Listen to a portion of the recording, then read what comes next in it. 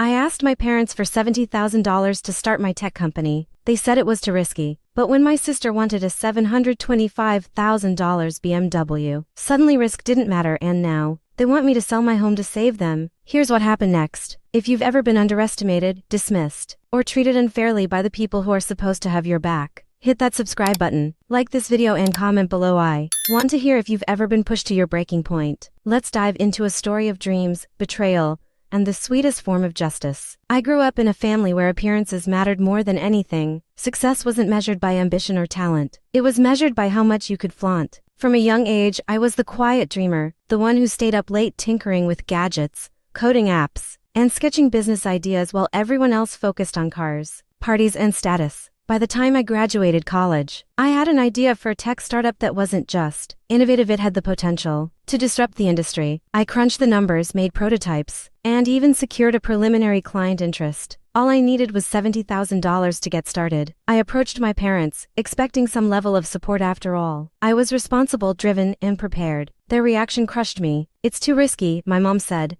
not even looking up from her phone. "You don't know what you're doing," my dad added, shaking his head. "You're not ready for this." I stayed quiet, biting back the tears. The sting wasn't just in the words, it was in the dismissal. The way they completely ignored my effort, my planning, my dreams. I walked out of the room feeling smaller than I'd ever felt in my life. But here's where it gets absurd. A year later, my sister announced she wanted a brand new BMW, a $725,000 car. Without hesitation, my parents took out a loan co-signed, guaranteed, whatever it took. No hesitation, no lectures about risk, no questions about whether it was too dangerous, just green lights and signatures. I couldn't believe it. I had been asking for a fraction of that amount to build something meaningful, something that could support myself, contribute to society, maybe even make them proud, and I got nothing. My sister wanted luxury. My parents said yes immediately. The frustration built slowly, a constant background hum of anger and disbelief. Every time they bragged about the BMW, every time they guilted me for not being practical with my life, my blood boiled. And then came the final blow. Last month my dad called me. "Your sister's BMW loan is getting tricky. We need you to sell your house to help us cover it." I froze, my heart raced, my stomach knotted. I had poured everything I had into my home, my sanctuary, my independence, the one thing that was mine and mine alone. And now they expected me to liquidate it, to bail them out after years of dismissing my own dreams.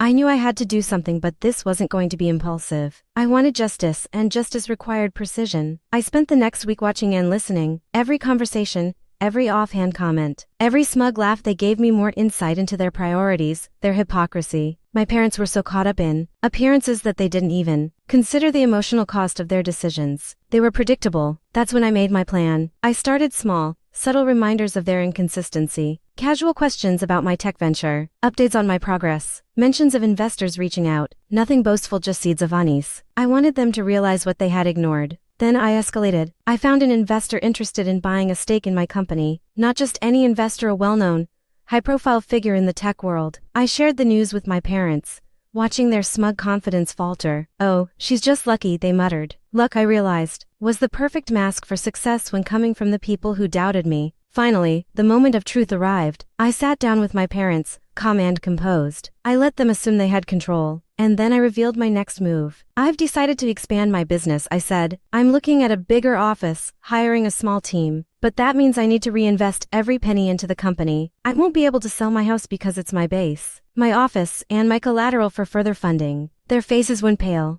But we thought you could help us," my dad stammered. "You dismissed my dreams when I asked for help," I said, voice steady, eyes locked on theirs. "And yet you expected me to sacrifice my home for a luxury car you chose to finance. That's not going to happen. I've invested in myself, and that's where my loyalty lies." The weight of the truth hit them. For the first time, they were confronted with the consequences of their choices. My sister's BMW was a symbol of their skewed priorities, and they couldn't hide behind excuses anymore. It was a subtle revenge, but it was perfect. No public humiliation, no confrontation, just the quiet, undeniable reality that I had succeeded on my own terms despite them. And the best part, the investor loved the idea. Funding was secured, the company was growing, and I could finally say my dreams were bigger than their mistakes. My parents had pushed me to the edge, and in doing so, they had given me the drive to ensure my triumph was unassailable.